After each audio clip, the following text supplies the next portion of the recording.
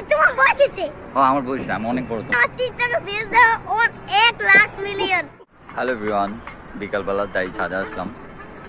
So এই বিকালে কি করে আমার ডাক দাও না কে কে কে? কে আসছে এটা? তুমি চলে আসছো কেন ছাদে?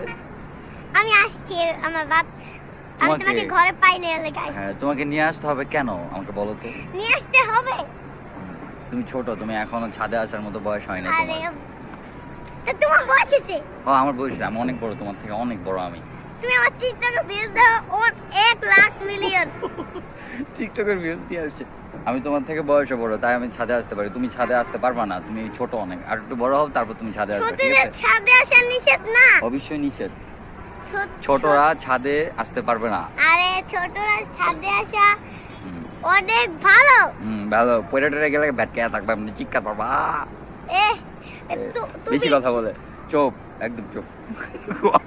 আল্লাহ ওই কি শুরু করে দিতে।